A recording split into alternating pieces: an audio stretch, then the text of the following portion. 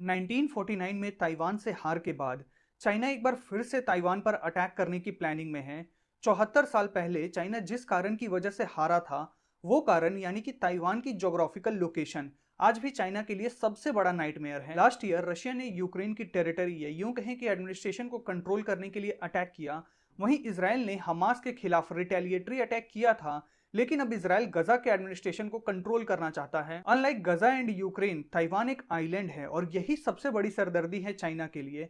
लेकिन वो कैसे, आइए समझते हैं आज की इस वीडियो में। सबसे पहले हम ना ताइवान के हजारों साल पुरानी हिस्ट्री के कुछ इंपॉर्टेंट टर्निंग पॉइंट्स को ब्रीफ में देखेंगे, जिससे हमें चाइना का जो ताइवान पर क्लेम है उसकी सच्चाई पता चलेगी। देखिए, इनिशियली ताइवान एक आइलैंड नहीं था, बल्कि ये एशिया से कनेक्टेड था बाई लैंड। लगभग 10,000 साल पहले सी लेवल बढ़ने की वजह से इस लैंड मास के चारों तरफ पानी भर गया और फॉर्मेशन हुआ ताइवान एज एन आइलैंड का। ताइवान की इंडिजिनस पॉपुलेशन की अगर हम लैंग्वेज एंड कल्चर को देखें तो ये पता चलता है कि लगभग 6,000 साल पहले ये लोग साउथ ईस्ट एशिया से माइग्रेट होकर यहाँ पहुंचे थे। But to 3rd century AD, ये वो समय था जब पहली बार चाइनीज ताइवान में माइग्रेट होना स्टार्ट हुए। 3rd सेंचुरी में आप देखोगे तो पूरा चाइना 3 किंगडम्स में बटा हुआ था, काउवे, शूहान एंड ईस्टर्न ऊ। ये तीनों किंगडम्स ना आपस में लड़ते थे, जिनमें से 230 एडी में शूहान ने ताइवान की तरफ माइग्रेशन स्टार्ट किया। इसके बाद चाइना की कल्चर एंड फिलॉसफी का इन्फ्लुएंस ताइवान पर धीरे धीरे बढ़ने लगा।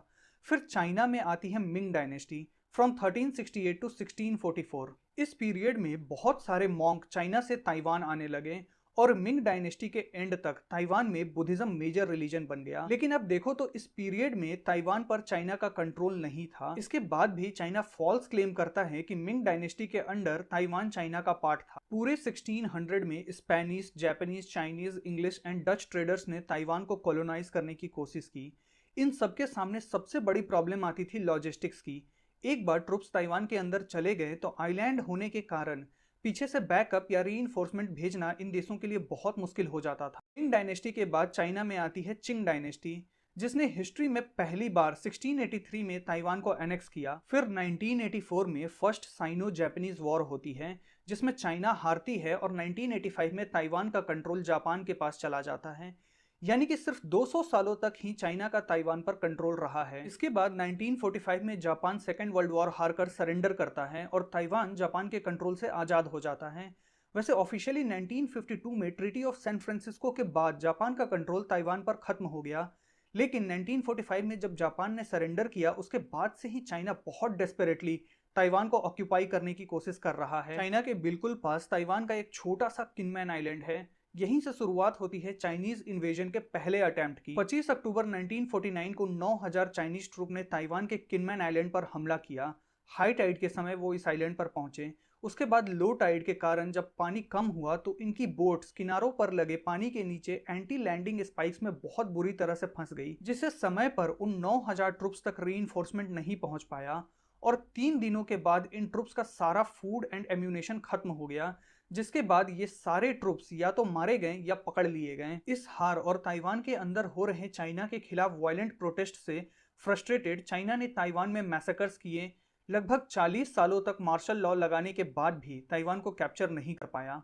किनमैन आइलैंड पर अटैक के बाद से लगभग 75 साल बीत चुके हैं। इन 75 सालों में चाइना ने अपनी कैपेबिलिटीज को बहुत ज्यादा इन्हांस किया है। आज चाइना के पास ऑन पेपर वर्ल्ड की one of the most advanced air force है। तो क्या चाइना अब एयरफोर्स का इस्तेमाल करके आसानी से ताइवान पर अपने क्लेम को इन्फोर्स कर सकता है? देखिए, ऐसा नहीं हो सकता, क्योंकि किसी कंट्री या टेरिटरी को ऑक्यूपाई करने में सबसे बड़ा रोल प्ले करती हैं ग्राउंड फोर्सेस। इसलिए तो आप देखोगे कि इसराइल ने भी गजा पर ग्राउंड अटैक स्टार्ट किया है। ग्राउंड अटैक के लिए सबसे इंपॉर्टेंट होता है regular and undisturbed supply of री और चाइना के लिए सबसे बड़ी सिरदर्दी यही है कि क्या वो समय पर बड़ी तादाद में मिलिट्री रीइंफोर्समेंट ताइवान तक पहुंचा पाएगा या नहीं। यूक्रेन और गजा के केस में ग्राउंड इन्वेजन किया गया।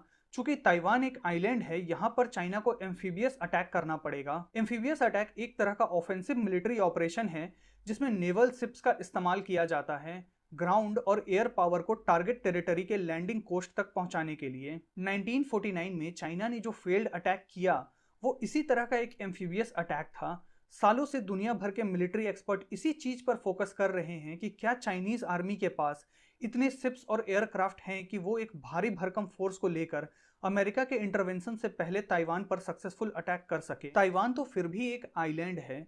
रशिया ने यूक्रेन पर जो ग्राउंड अटैक किया था उसमें भी लॉजिस्टिक्स की प्रॉब्लम की वजह से रशियन मिलिट्री को बहुत भारी नुकसान उठाना पड़ा। चाइनीज अटैक के केस में अगर ताइवान पहले सरेंडर कर देता है तो बात वहीं खत्म हो जाएगी, लेकिन अगर ताइवान फाइट बैक करता है तो ये लड़ाई थोड़ी लंबी चलेगी और इस दौरान चाइना को बहुत भारी क्वांटिटी में fuel, food, ammunition, medical supplies and other critical supplies को average 150 kilometre wide Taiwan Strait को पार करके अपने फोर्सेस तक पहुंचाना होगा, जिसमें काफी समय लगेगा। लेकिन यहाँ पर ताइवान के सामने ऐसी कोई प्रॉब्लम नहीं है क्योंकि वो अपनी ही जमीन पर है।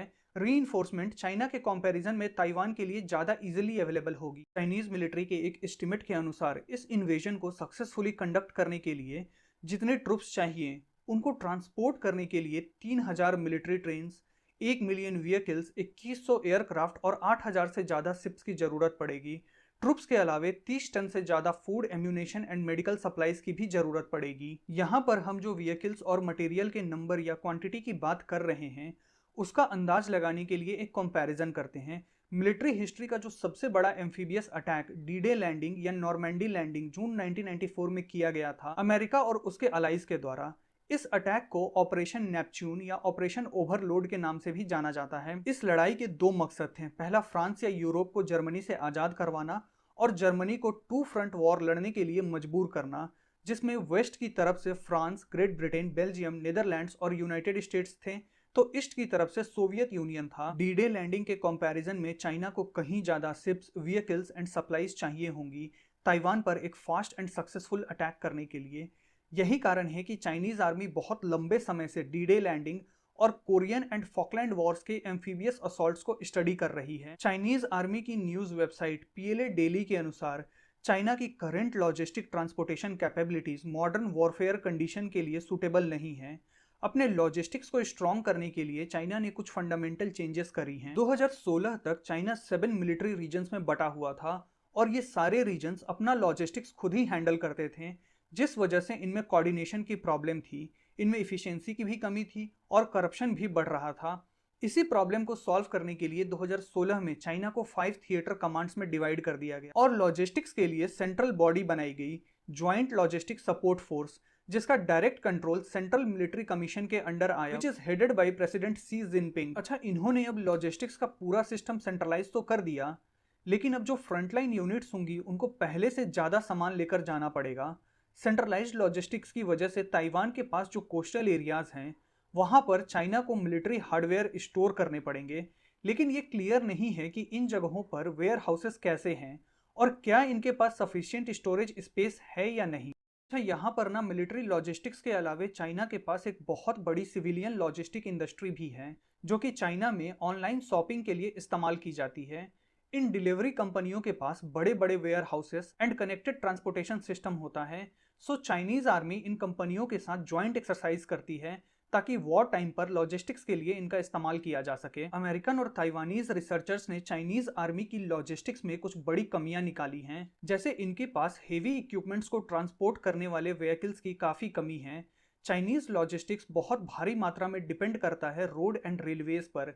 देखिए, ये दोनों ऐसे मोड्स ऑफ ट्रांसपोर्टेशन हैं जिनको बहुत आसानी से टारगेट किया जा सकता है। वहीं चाइनीज एयरफोर्स के पास 14-15 दिन से ज्यादा कॉम्बैट ऑपरेशन को सपोर्ट करने के लिए ना तो मेंटेनेंस कैपेसिटी है, ना ही स्पेयर इंजन्स और ना ही फुल्ली ट्रेन्ड पायलट्स। अभी हमने देखा था कि रशिया जैसी बड़ी मिलिट्री पावर को भी ये प्रॉब्लम फेस करनी पड़ी थी।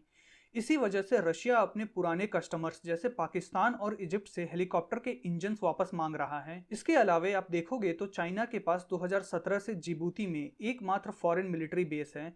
कुछ फॉरेन पोर्ट्स हैं, हालांकि इनकी प्लानिंग है कि वो अफ्रीका, मिडिल ईस्ट और पैसिफिक में भी एक्सपेंड करेंगे। ये सब करने के बाद भी आप देखोगे तो चाइना के पास यूएस जितनी स्ट्रॉन्ग फॉरेन मिलिट्री बेसिस का नेटवर्क नहीं होगा, जो कि बहुत जरूरी होता है मेजर ओवरसीज ऑपरेशन को कंडक्ट करने के लिए। आज की तारीख में हम देखें तो चाइना एक रीजनल मिलिट्री पावर बन चुका है।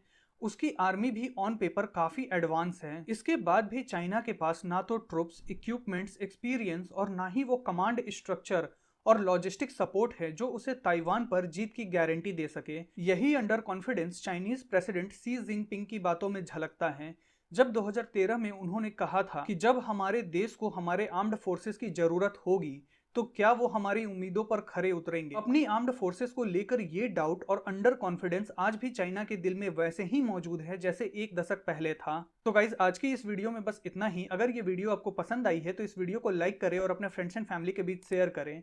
मिलते हैं नेक्स्ट वीडियो में एक और इंपॉर्टेंट टॉपिक के साथ। तब तक के लिए धन्यवाद।